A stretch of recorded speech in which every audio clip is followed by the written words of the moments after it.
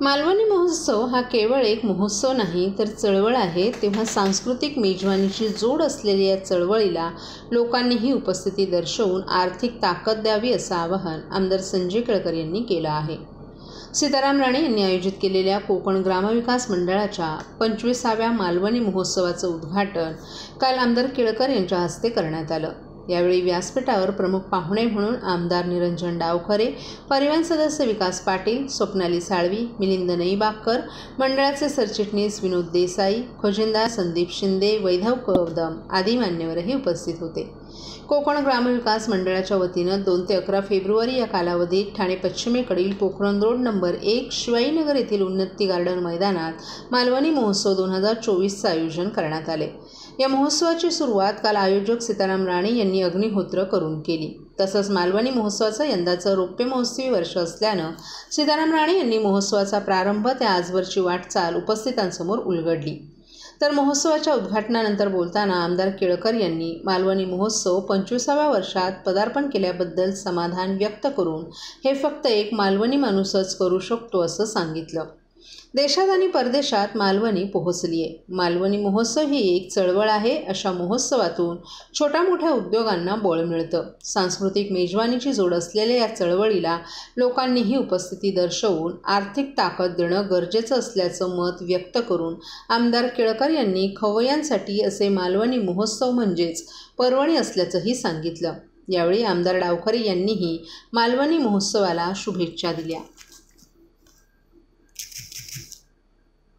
Ready साहेब, रौप्य महोत्सवी वर्षाच्या मालवणी महोत्सवाचं आज उद्घाटन झालं, काय सांगा?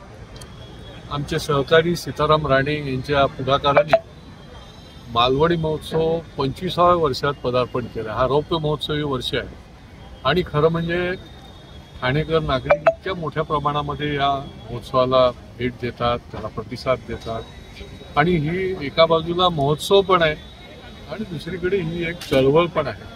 छोट्या मोठ्या उद्योजकांना, खाद्यपदार्थ बनवणाऱ्यांना देखील या माध्यमातून लाखोच्या संख्येने इथे आठवड्याभर लोक येत असतात, ठाण्याच्या बाहेरचे देखील येत असतात आणि या माध्यमातून एक मोठं आर्थिक ताकद देखील त्यांना मिळत असते।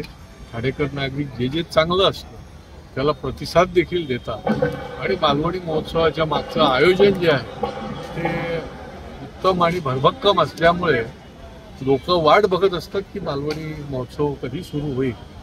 या मालवणी महोत्सवाचं आज उद्घाटन झालेलं आहे आणि मला खात्री आहे की मोठ्या प्रमाणामध्ये या ठिकाणी लोकांचा प्रतिसाद मिळेल आणि त्यानिमित्ताने सांस्कृतिक कार्यक्रमाला देखील प्रतिसाद मिळेल। दशावतारी, डबलबारी ही सगळी लोककला जी आहे ती जिवंत ठेवण्याचं काम या मालवणी महोत्सवाच्या निमित्ताने होत असतं आणि त्यामुळे मला ठाणेकरांचं तर मी कौतुकच करेन की ते प्रतिसाद देतातच, पण ठाण्याच्या बाहेरचे लोक देखील याला उत्तम प्रतिसाद देतील याच्याबद्दल माझ्या मनामध्ये शंका आहे।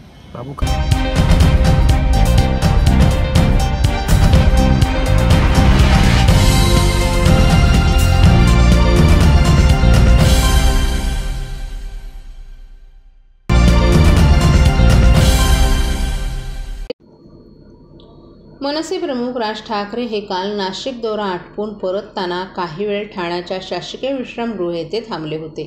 त्यानंतर ते मुंबईच्या दिशेनं रवाना होत असताना त्यांच्या वाहनांचा ताफा हा मुलुंड चेकनाका येथील वाहतूक कोंडीत सापडला। येथील दोन्ही बाजूला वाहनांच्या लांबच लांब रांगा लागल्या होत्या। यावेळी स्वतः मनसे प्रमुख राज ठाकरे हे त्यांच्या गाडीतून खाली उतरले आणि त्यांनी टोल नाक्यावरील कर्मचाऱ्यांची चांगलीच खरडपट्टी काढली। तसंच नागरिकांना होणाऱ्या त्रासाबद्दल खडे बोलही त्यांनी सुनावले। त्यानंतर मुंबईकडे जाणारी आणि ठाण्याकडे येणारी वाहतूक त्वरित टोल कर्मचाऱ्यांनी सोडली। नंतर त्यांचा ताफा मुंबईच्या दिशेनं रवाना झाला। मनसे प्रमुख राज ठाकरे हे मागील 2 दिवस नाशिकच्या दौऱ्यावर होते। हे दौरा आटोपून शुक्रवारी ते मुंबईला परतत होते। यावेळी सायंकाळी 7च्या सुमारास ठाण्याच्या शासकीय विश्रामगृह येथे ते थांबले होते। येथे त्यांनी स्थानिक मनसे पदाधिकाऱ्यांशी संवाद साधून ते 7:30च्या सुमारास मुंबईच्या दिशेनं रवाना झाले। यावेळी राज ठाकरे यांच्या गाड्यांचा ताफा हा मुलुंड येथील टोल नाक्याजवळ वाहतूक कोंडीत अडकला होता. दोन्ही बाजूला वाहनांच्या लांबच लांब रांगा लागल्या असतानाही टोल नाक्यावरील कर्मचारी टोलची वसुली करत होते. यामुळे संतप्त झालेले मनसे प्रमुख राज ठाकरे हे स्वतःच्या वाहनातून उतरले आणि टोल नाक्यावर गेले. येथे त्यांनी वाहनांच्या लांबच लांब रांगा लागलेल्या असताना होत असलेल्या टोल वसुलीबाबत कर्मचाऱ्यांची चांगलीच कानउघडणी केली. दोन्ही बाजूला वाहनांच्या लांबच लांब रांगा लागल्या असताना सुरू असलेल्या टोल वसुलीबाबत राज ठाकरे यांनी नाराजी व्यक्त केली. राज यांच्या या भूमिकेनंतर त्वरित या टोल कर्मचाऱ्यांनी दोन्ही बाजूची वाहनं त्वरित सोडण्यास सुरुवात केली. त्यानंतर काही मिनिटांनीच मनसे प्रमुख राज ठाकरे यांचा ताफाही मुंबईच्या दिशेनं रवाना झाला.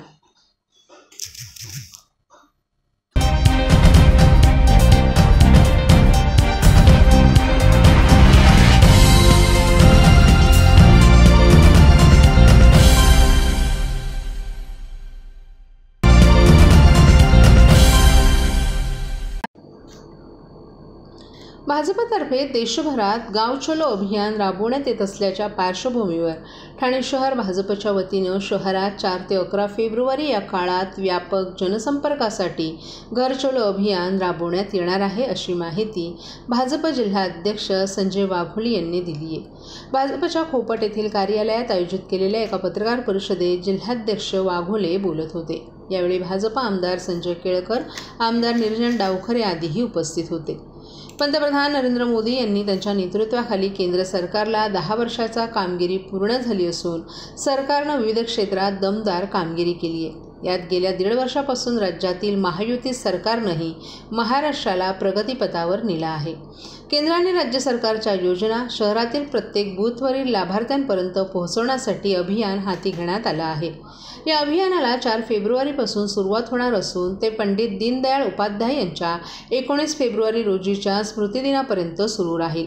पंडित दीनदयाळ यांच्या स्मृतींना अभियान समर्पित केलं जाणार आहे. या अभियानात पक्षाचे शहरातील माजी खासदार, आमदार, माजी नगरसेवक, जिल्हा पदाधिकारी, प्रकोष्ठचे संयोजक, वॉरियर्स, प्रदेश कार्यकारिणी सदस्य, मंडल अध्यक्ष आदी सहभागी होणार असल्याची माहिती जिल्हाध्यक्ष संजय वाघोले यांनी दिली आहे.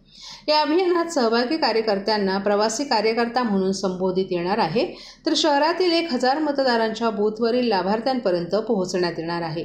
तळागाळातील प्रत्येक मतदारांपर्यंत मोदी सरकारचे 10 वर्षातील प्रभावी कार्य, मागच्या जाहीरनाम्यातील आश्वासनांची केलेली पूर्ती, विकसित भारताचा संकल्प सांगणाऱ्या यंदाच्या अंतरिम अर्थसंकल्पातील ठळक तरतुदी आदी सर्व माहिती मतदारांपर्यंत पोहोचवण्यात येणार आहेत. तसंच मोदीजींची गॅरंटी काय आहे हे प्रत्येक नागरिकाला माहितीपत्राद्वारे सांगण्यात येईल, अशी माहितीही वाघोले यांनी दिली आहे.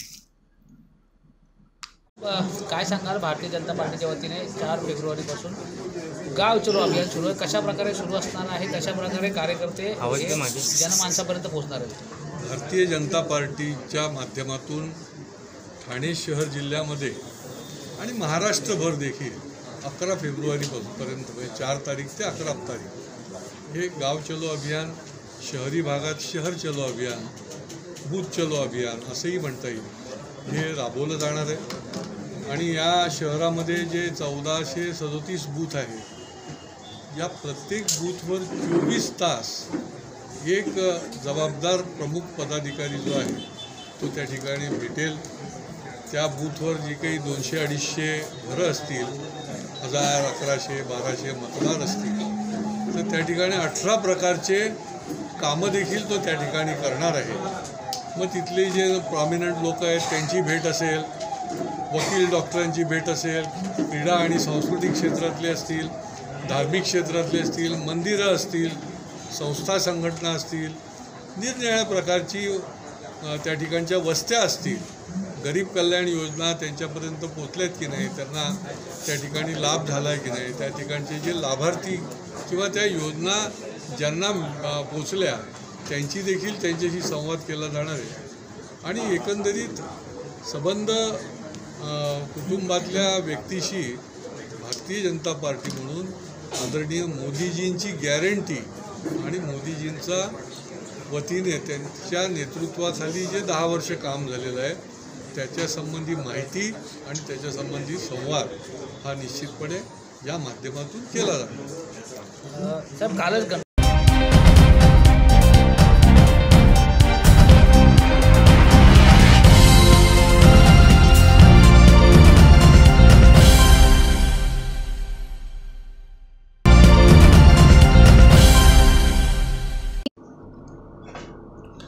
महाराष्ट्रातील ठाणे जिल्ह्यातील एका पोलीस ठाण्यात गोळीबार झाल्याची बातमी आहे।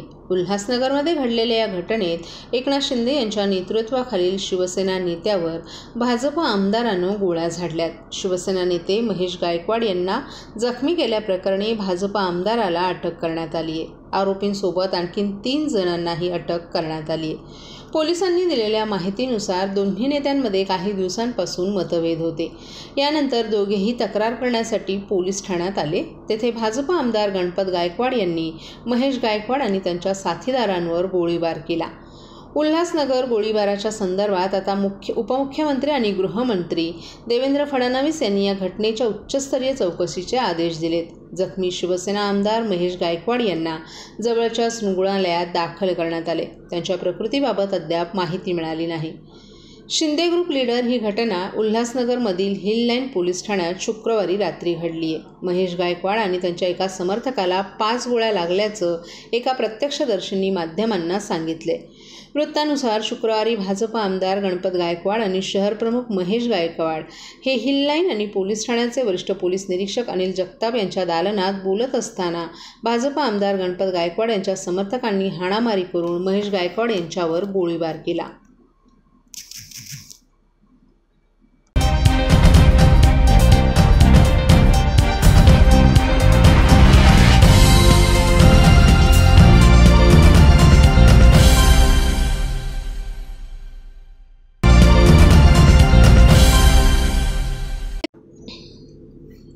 घोडबंदरच्या पाण्याच्या मुद्द्यावरून मागील काही दिवसांपासून पुन्हा एकदा रान पेटले। येथील नागरिकांनी पाण्याच्या समस्या मांडल्यानंतर भाजप आणि शिवसेनेच्या आमदारांनी देखील वाढीव पाण्याची मागणी केली होती। अखेर ठाणे महानगरपालिकेनं घोडबंदरला वाढीव 5 दशलक्ष लिटर पाणी मिळावं यासाठी स्टेम प्राधिकरणाकडे पत्रव्यवहार केला आहे। हे वाढीव पाणी मिळण्यास 1 महिन्याचा कालावधी जाणार असल्याचं पालिका सूत्रांनी सांगितले। परंतु हे वाढीव 5 दशलक्ष लिटर पाणी घोडबंदरला पुरेसं ठरणार हे अद्याप स्पष्ट झालं नाही। घोडबंदर भागाची लोकसंख्या सद्यस्थितीला 5 ते 7 लाखांच्या वर गेली आहे। या भागाला सध्या प्रतिदिन 110 दशलक्ष लिटर पाणी पुरवठा केला जातोय, परंतु तो देखील अपुरा पडत असल्याचं स्पष्ट झालंय। त्यामुळे आता महापालिकेने या भागाला वाढीव 5 दशलक्ष लिटर पाणी मिळावं यासाठी स्टेम प्राधिकरणाकडे पत्रव्यवहार केलाय। यापूर्वी देखील महापालिकेनं वाढीव पाण्यासाठी पत्रव्यवहार केला होता, परंतु त्याला फारसं यश दिसून आलं नाही। परंतु आता महिनाभरात घोडबंदरला वाढीव 5 दशलक्ष लिटर पाणी मिळेल असा दावा पालिकेनं केलाय। परंतु पुढील महिन्यापासून उन्हाळा उजाडणार असल्यानं पाणी टंचाईचे ढग आणखीन तीव्र होणार आहेत। त्यामुळे हा वाढीव पाणी पुरवठा घोडबंदरकरांना मिळाला नाही तर त्यांचे मात्र आणखीन हाल होण्याची शक्यता नाकारता येत नाही।